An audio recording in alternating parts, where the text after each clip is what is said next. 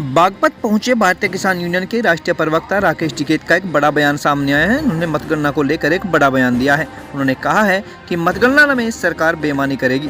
उन्होंने किसानों से कहा है कि ट्रैक्टरों के साथ अपने कपड़े व खाने का सामान लेकर 9 मार्च को मतगणना स्थल पर पहुंच जाए। उन्होंने कहा कि जैसा जिला पंचायत चुनाव में इन्होंने किया था वैसा फिर से करेंगे। अपनी वोट की निगाह रखने की पड़ेगी। उन्होंने कहा कि 13 माह का किसान आंदोलन चला। 22 जनवरी 2021 को सरकार से आखिरी बार बातचीत हुई, उसके बाद कोई बात नहीं हुई। उन्होंने कहा कि क्या देश कोरिया की तरफ बढ़ रहा है, क्या यहाँ दूसरा किंग जोन पैदा होगा। सरकार को चाहिए कि वे बातचीत भी करे, लेकिन सरकार बात नहीं करना चाहती। राकेश टिकैत ने कहा कि हम हमेशा गैर राजनीतिक रहे हैं, लेकिन किसानों के हक की लड़ाई लड़ते रहे हैं। उन्होंने कहा कि किसानों की फसलें भी डिजिटल इंडिया कैंपेन से जोड़ दी जाए। गन्ने का भुगतान एक साल से नहीं हो रहा। तंज कसते हुए उन्होंने कहा कि अगर हर साल इलेक्शन हो जाए तो हर साल समय से सरकार गन्ना भुगतान भी करा सकती है। किसानों पर हुए मुकदमे वापस लेने के सवाल पर उन्होंने कहा कि 54 मुकदमे दर्ज किए गए थे, इनमें से कुछ मुकदमे वापस लिए गए हैं। अगर कोई मुकदमा कोर्ट में है तो हम उसका स्पष्टीकरण देंगे। इनको वैसे तो नुकसान है, नाराज है पूर्ण रूप से। भाई बेईमान नहीं करेंगे ये। अपनी जिसने भी वोट दे रखी है, अपनी वोट की उसके घर तक पहुंचाने की जिम्मेदारी वोटर की है। अपना 9 तारीख को जहां पर गिनती होगी भाई वहां पर अपना चलिए ट्रैक्टर लेकर अपने निगाह रखियो। नहीं 9 को जाना पड़ेगा। अच्छा 10 को कौन रास्ता दे रहा है ना। अपने रात का कपड़े लगते का इंतजाम करके ले जाइयो, अपना रोटी लेके जाइयो। निगाह की कैसी नौबत आ रही, सरकार तो है वहाँ। है जी निगाह की कैसी नौबत है, सरकार तो है वहाँ पर। सरकार कहाँ सरकारी, जब सरकारी बेईमाना करने लगेगी तो निगाह तो जनता को रखनी पड़ेगी। अच्छा टिकैत देखो जो इन्होंने जिला पंचायत में करा, 2 मिनट रुक गया। जो जिला पंचायत में इन्होंने करा है उसको नजरअंदाज नहीं कर सकता कोई भी। अपनी की निगाह रख लो गिनती मिनती में। मतलब है कहीं ना कहीं गड़बड़ की। हाँ गड़बड़ कर रहे हैं, ये कर दें गड़बड़।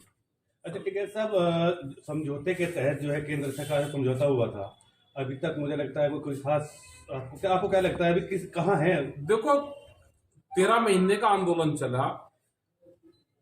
22 जनवरी 2021 को भारत सरकार से आखिरी बार बातचीत हुई। उसके बाद कोई बातचीत हमारी नहीं हुई। जो यहाँ पे भी समझौता भी हुआ वो भी आदान प्रदान, पर्चियों का आदान प्रदान हुआ, लिखत पढ़त में। आज भी कोई नहीं मिला। क्या 13 महीने आंदोलन चला के सरकार ना मिलती हो? इस तरह की देश में तानाशाही सरकार चाहिए? सरकार पहले भी होती थी, वे मिलती थी, बात करती थी। अगर सरकार किसी पार्टी की होती तो वह जरूर बातचीत करती। क्या देश कोरिया की तरफ बढ़ रहा है? क्या यहाँ पे दुनिया का दूसरा किंग जोंग भारत में पैदा होगा? पैदा हो गया, हो चुका? नहीं पैदा होगा, अगर हो गया है तो सामना हो। तो ये तो देश की जनता को नहीं चाहिए। सरकार तो लिबरल सरकार होती है कि बातचीत भी करें। वे सरकारें चला ना वहां पे वो फोटो सेशन चलेगा, वो यहाँ पे भेजेंगे। उसका नाम दिया है ऑपरेशन गंगा नाम दिया है। मतलब अब भी वोट तलाश कर रहे हैं, उसमें से युद्ध में से भी वोट तलाश कर रहे हैं। किसका डला लग गया भाई वो दिखाएंगे, हम इसको लेकर आए हैं। अपना इलेक्शन है, वोट जिसने जहां दे ली। हम तो इलेक्शन से दूर रहते हैं, हम तो नॉन पॉलिटिकल रहे, इलेक्शन से दूर रहते हैं। लेकिन अपनी निगाह रखें, जो सरकार ने वादा करें उसको पूरा करें। किसानों की फसलें भी डिजिटल इंडिया कैंपेन से जोड़ दी जाए। हमारा गन्ने का भुगतान जिस बेल्ट में हम यहाँ पे है, 1 साल से गन्ने का भुगतान नहीं है यहाँ पे शुगर फैक्ट्री में। कुछ फैक्ट्री इलेक्शन के दौरान भुगतान 10 दिन में भी दे रही, 15 दिन में भी दे रही। तो इसका मतलब ये है कि शुगर फैक्ट्री सरकार भुगतान करवा सकती है।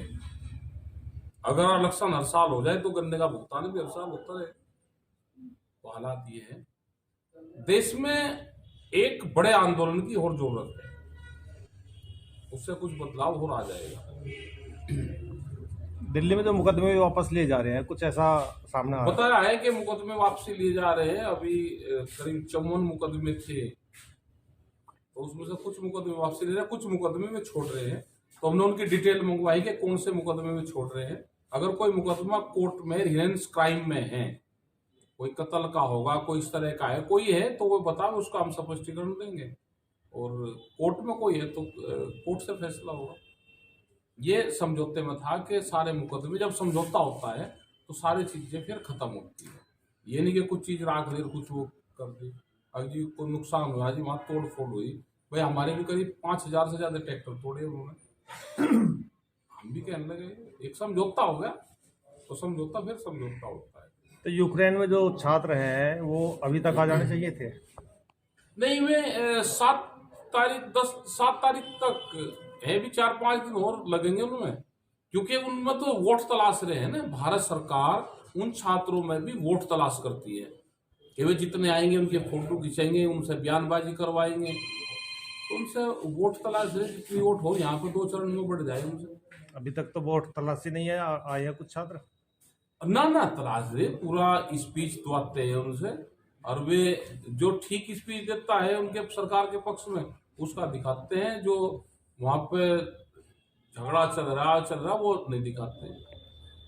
भाई छात्र तो पहले भी आ सकते थे, यहाँ पे इतनी फ्लाइट है, यहाँ से पैसा कमाते हैं। क्या बाहर से युद्ध में फंसे हुए छात्रों से रेट 3 गुने करके पैसा कमाया जाएगा? यहाँ पे दूसरी भी अलायंस थी, उनसे भी कॉन्टेक्ट करके भेजते थे। और आज भी हम जो पड़ोसी देश है वहां पे लगती हुई सीमा, बहुत सी सीमाएं खुल रही हैं। क्या 3 ही फ्लाइट जा सकती है रोज? हम लेकर आ सकते हैं उनको आज भी।